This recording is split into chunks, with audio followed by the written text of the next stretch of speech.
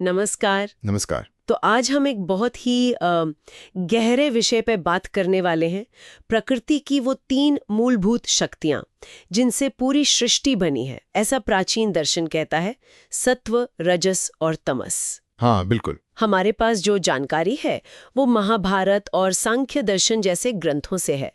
तो आज कोशिश यही रहेगी कि इन 3 गुणों की गुत्थी को थोड़ा सुलझाएं, समझें कि ये है क्या, काम कैसे करते हैं और सृष्टि में इनकी भूमिका क्या है। बिल्कुल। और ये अवधारणा ये प्रकृति की उस बिल्कुल मूल अवस्था से शुरू होती है, जब कुछ भी नहीं था, मतलब आकाश भी नहीं। अच्छा। उसी मूल पदार्थ को प्रकृति कहा गया है और माना यह गया है कि वो त्रिगुणात्मक है, यानी इन्हीं 3 गुणों से बनी है।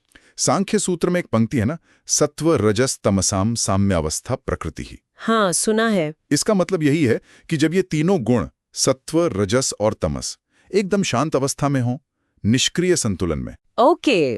बस वही प्रकृति है। तब कोई हलचल नहीं, कोई सृष्टि नहीं, एक तरह से पोटेंशियल एनर्जी जैसी अवस्था। और महाभारत में फिर भगवान ब्रह्मा बताते हैं कि ये संतुलन टूटता कैसे है, सृष्टि कैसे शुरू होती है। वो कहते हैं कि ये गुण हमेशा एक दूसरे से गुंथे रहते हैं। हाँ, ये बहुत महत्वपूर्ण है। मतलब एक दूसरे पर निर्भर हैं, कभी अकेले नहीं मिलते। तमस का सत्व से, सत्व का रजस से, ऐसे जोड़े बनते रहते हैं, मिथुन जिसे कहा गया है। बिल्कुल। ये दिखाता है कि ये कोई अलग अलग फोर्स नहीं है, बल्कि एक ही सिस्टम के हिस्से हैं जो हमेशा इंटरैक्ट कर रहे हैं। हाँ, और यहीं पर वो बात आती है कि एक को कंट्रोल करने से दूसरा बढ़ता है। ब्रह्मा समझाते हैं ना। हाँ, वो आपसी प्रभाव वाली बात कि अगर आप तमोगुण मतलब जड़ता उसको नियंत्रित करें तो रजोगुण यानी क्रियाशीलता वो बढ़ जाती है। और रजोगुण को, उस एक्टिविटी को अगर काबू करे तो सत्वगुण बढ़ता है, मतलब प्रकाश, संतुलन। एग्जैक्टली। ये सिर्फ फिलॉसफी नहीं लगती है ना, ऐसा लगता है जैसे किसी तरह के एनर्जी ट्रांसफॉर्मेशन की बात हो रही हो, अवस्था परिवर्तन। तो फिर इन गुणों के अपने अपने कैरेक्टर क्या हैं? जैसे तमस को हमेशा अंधेरे, जड़ता, भारीपन से जोड़ते हैं। हाँ, तमस का स्वभाव वही है, अंधेरा, जड़ता, मोह, रुकावट। और रजस, वो तो एक्टिविटी है, ऊर्जा, गति, बेचैनी भी शायद। बिल्कुल। रजस क्रिया है, पैशन है, मूवमेंट है, सृष्टि की उत्पत्ति इसी से जुड़ी है। और सत्व, वो तो प्रकाश है, हल्कापन, ज्ञान, स्थिरता, धारण करने की क्षमता भी। पर एक सवाल है, अगर तमस जड़ता है तो क्या वो हमेशा बुरा या नेगेटिव है? ये बढ़िया सवाल है। देखिए, योग दर्शन और सांख्य में इनके स्वभाव को थोड़ा अलग तरह से बताया है। सत्व प्रकाश, रजस क्रिया और तमस स्थिति। स्थिति मतलब स्टेबिलिटी। हाँ, स्थिरता या जड़ता। अब सोचिए, अगर तमस यानी स्थिरता न हो तो कोई रूप कैसे टिकेगा, कोई स्ट्रक्चर कैसे बनेगा? हाँ, बात तो सही है, सब बिखर जाएगा। बिल्कुल। तो दुनिया में कोई भी चीज बनने और टिके रहने के लिए तमस भी उतना ही जरूरी है जितना रजस की एक्टिविटी या सत्व का प्रकाश। जरूरी बात यह है कि दुनिया की लगभग हर चीज में, हर बनी हुई चीज में ये तीनों ही मौजूद हैं, बस उनका रेशियो, उनका अनुपात अलग अलग होता है। अच्छा, तो यही मतलब था ब्रह्मा की उस बात का कि ये हमेशा मिक्स्ड रहते हैं। हाँ, वही सार। तो ठीक है, ये तीनों गुण हर प्रकट चीज में हैं, लेकिन स्रोत में एक बहुत दिलचस्प पॉइंट उठाया गया है। क्या काल मतलब टाइम इसका एक्सेप्शन है? हाँ, ये बात सोचने वाली है। ऐसा हिंट मिलता है कि शायद समय में केवल सत्व और रजस ही हो, मतलब क्लैरिटी, ज्ञान, सत्व, और गति, बदलाव, रजस। तमस यानी जड़ता या ठहराव शायद उसमें न हो। क्या ऐसा हो सकता है? ये विचार बहुत ही यूनिक है और लेखक ने इसे आज की साइंस से भी जोड़ने की कोशिश की है। हाँ, वो क्वांटा वाला उदाहरण था ना। जैसे फोटॉन, वो हमेशा गतिशील रहते हैं, उनमें रेस्ट मास शून्य होता है पर मूवमेंट होती है, रजस। उनमें ऊर्जा या प्रकाश होता है, सत्व। तो तमस कहाँ गया? यही सवाल है। विज्ञान कहता है रेस्ट मास शून्य है, पर एनर्जी की वजह से मोमेंटम और इफेक्टिव मास तो होता है।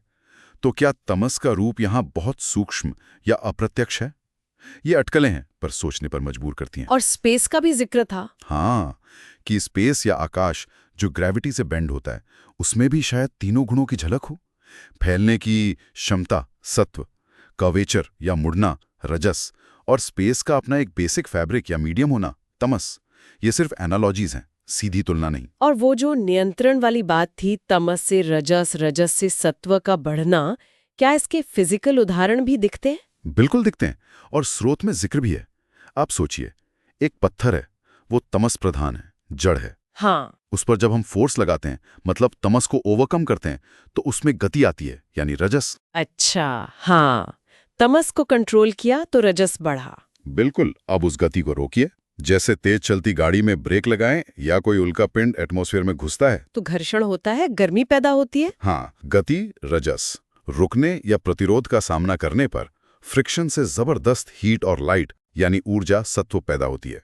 ये हो गया रजोगुण के नियंत्रण से सत्वगुण की वृद्धि। वाह, मतलब ये प्राचीन कॉन्सेप्ट हमारे रोजमर्रा के फिजिक्स से जुड़ते हैं। काफी हद तक ये दिखाता है कि वो ऑब्जर्वेशन पर आधारित है। तो सार हम ये निकाल सकते हैं कि ये जो त्रिगुण का सिद्धांत है, ये प्रकृति को 3 बेसिक इंटरकनेक्टेड और एक दूसरे को बदलने वाली शक्तियों के एक डायनामिक खेल की तरह देखता है।